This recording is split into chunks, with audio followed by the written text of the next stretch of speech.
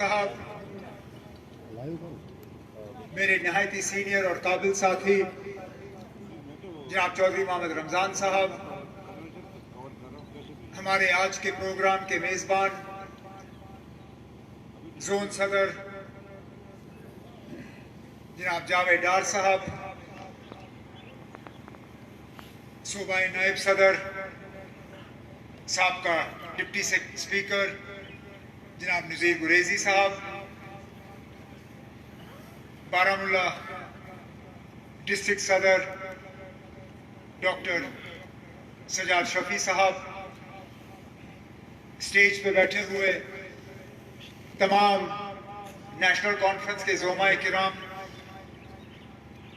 एक साथी का नाम लेना मैं अपनी मजबूरी समझता हूं, नहीं तो खामखा यहां से डांट पड़ेगी। सोपोर असेंबली हलके के हमारे सेगमेंट इंचार्ज जनाब इरशाद कार साहब, ये नाम ये सबको सीखना पड़ेगा। इसके बाद हर कोई अपना एक बंदा आगे रखेगा जो कि टोकने का काम करेगा कि फलाने का नाम क्यों नहीं लिया। जब आप बाकी यहाँ किसी को बिठाओगे फिर आप सबके नाम लिए जाएंगे। फिलहाल इस बुजुर्ग साथी के खातिर इरशाद कार साहब का नाम लेता हूँ। बाकी यहाँ पे ओहदेदारान नेशनल कॉन्फ्रेंस, मेरे तमाम तंजीम के साथी भाइयों बुजुर्गों, आप सबको मेरे तरफ से अस्सलाम वालेकुम। सरदार भाइयों को सत श्री अकाल।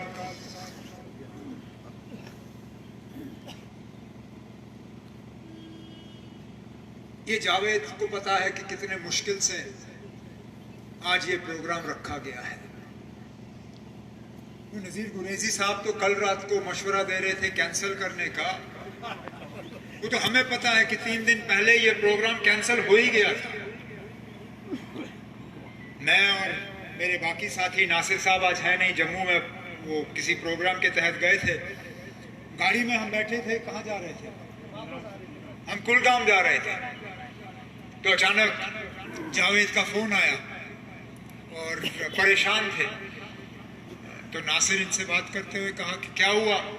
कहा जनाब इंतजामिया ने हमें बुलाया और कहा कि प्रोग्राम मत करो। मैं पूछा ना क्यों, क्या हो गया?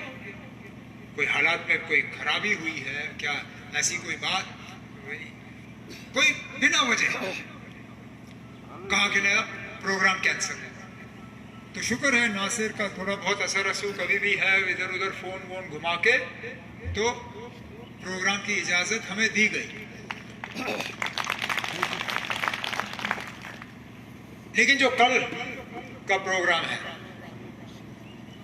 बेचारे याकूब साहब ने बड़ी मेहनत की, तैयारी की, संग्रामों में हमारा प्रोग्राम था,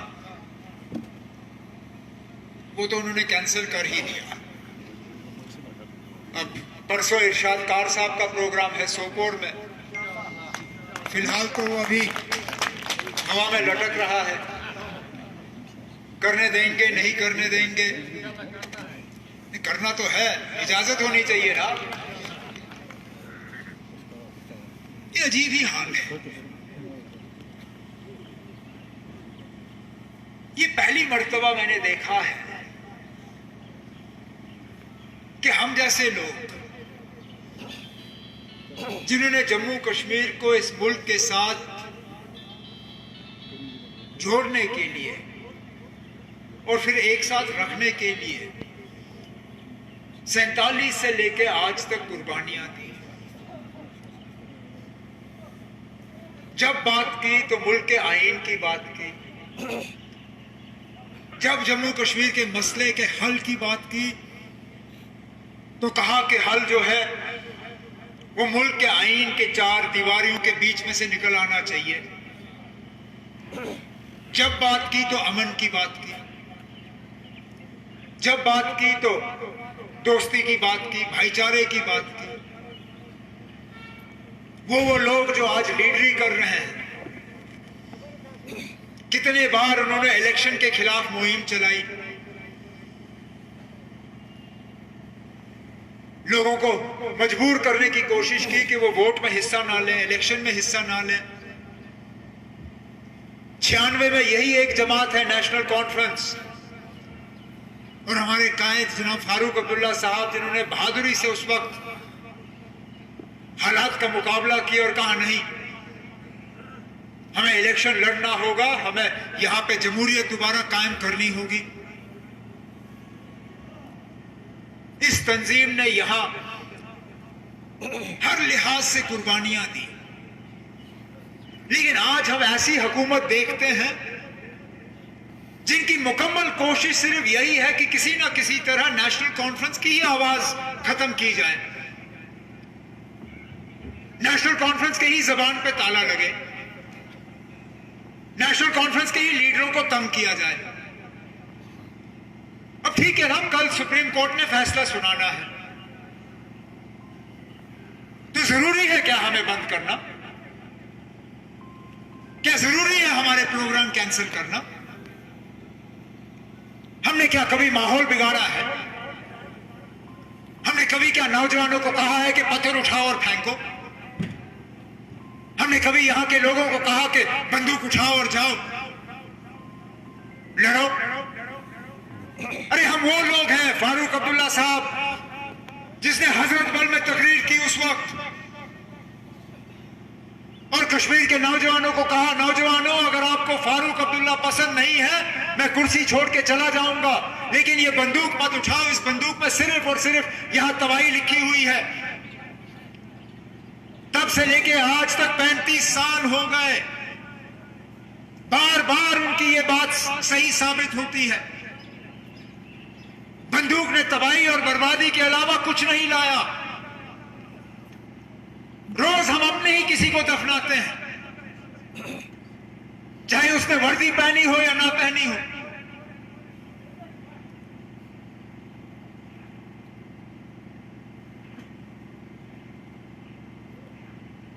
अब सुप्रीम कोर्ट ने फैसला सुनाना है, सुनाए। अगर हमने हालात बिगाड़ने होते हम 19 के बाद बिगाड़ते,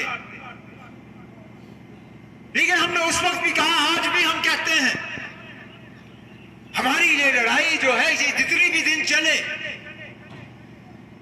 हम पुरअमन तरीके से आईनी तौर पे कानून का साथ लेके अपने हकूक के लिए, अपने इज्जत के लिए, अपनी वकार के लिए, अपनी पहचान के लिए अपनी लड़ाई जो है हम जारी रखेंगे। इसमें क्या गलत है?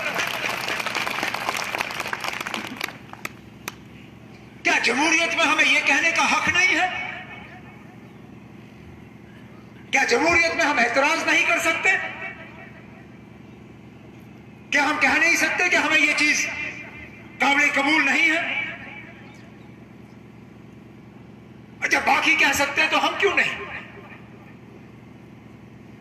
अरे सुप्रीम कोर्ट ने अभी फैसला सुनाया भी नहीं, आपको क्या पता है वो क्या कहेंगे? मुमकिन है हमारे हक में फैसला होगा, तो फिर क्या जरूरी है आपको मेरे साथियों को पुलिस थाने बुलाने की? कल रात से मेरे साथियों को पुलिस थाने बुलाया जा रहा है, पुलिस की तरफ से उनको धमकियां दी जा रही हैं, उनको कहा जा रहा है कि व्हाट्सएप पे ये मत लिखो, ट्विटर पे, फेसबुक पे ये मत लिखो। क्या आपकी धमकी सिर्फ नेशनल कॉन्फ्रेंस के लिए है? मुझे बताओ, अगर आपने किसी बीजेपी के लीडर को बुलाया, कल को अगर अल्लाह ने चाहा और फैसला उनके खिलाफ जाएगा, अगर उस फैसले के खिलाफ वो कल फेसबुक पे लिखना शुरू करेंगे, आप क्या करोगे? हमें तो थाने बुला के आप धमकी देते हो, इन लोगों को आप सिर पे चढ़ाते हो, ये कहां का इंसाफ है? ये कौन सी जमहूरियत है? इसलिए तो मैं कहता हूं कि ये कहने के लिए ये लोग बाहर जाके कहते हैं कि हिंदुस्तान जो है वो जमहूरियत की मां है, मदर ऑफ डेमोक्रेसी। लेकिन ये जमहूरियत लखनपुर, ये हमारी साझा लड़ाई थी। बेशक सबसे पहले हम गए सुप्रीम कोर्ट में, लेकिन शुक्र है उसमें बाकी भी आ गए। दो चार जमात छोड़ के बाकी सब मिलकर कोशिश हुई वहां कि हम 370 को दोबारा बहाल करें। जो 5 अगस्त 2019 हमारे साथ जो लूट हुआ, जो हमें धोखा दिया गया, उसके खिलाफ अब आगे भी 1 मिनट के लिए अगर हम मान के चले गए, हमें वहां से इंसाफ नहीं मिलता। इसका यह मतलब नहीं है कि हम खामोश बैठेंगे। सबसे बड़ी पार्टी है हम।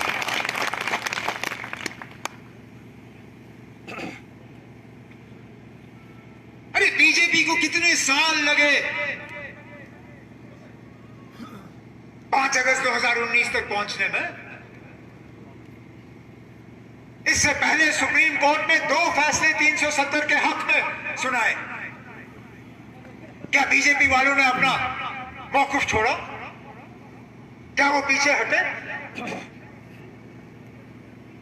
जब सुप्रीम कोर्ट ने 1 बार नहीं 2 बार कहा कि 370 सही है, उन्होंने अपनी सियासी लड़ाई जारी रखी।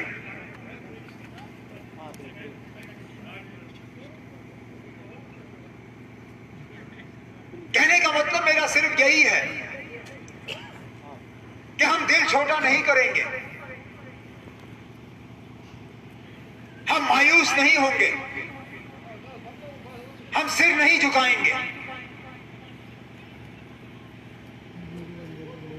पुरअमन तरीके से आईन और कानून का इस्तेमाल करके हम जम्मू कश्मीर को दोबारा वो मुकाम हासिल करके रहेंगे जो हमसे छीना गया। बेशक मुमकिन है इस लड़ाई में हमें वक्त लगे। अच्छी चीजों के लिए कभी कभार सब्र करना ही बेहतर होता है, लेकिन सबसे बड़ी पार्टी का यह भी फर्ज बनता है कि वो सोच समझ के अपनी बात सामने रखें, हर लफ्ज को तोल के रखें। हमें यहां लोगों के जज्बात से खिलवाड़ नहीं करना है, हमें यहां लोगों को उकसाना नहीं है, हमें यहां माहौल नहीं बिगाड़ना है, हमें हुकूमत को बहाना नहीं देना है कि वो हमारे नौजवानों को दोबारा पकड़ दकड़ का काम शुरू करे। क्योंकि हम कुछ दिन, हफ्ते, महीने के अंदर अंदर फिर बाहर आ ही जाते हैं। हमारे नौजवान जब ये पकड़ के ले जाते हैं फिर पता नहीं कब बाहर आते हैं।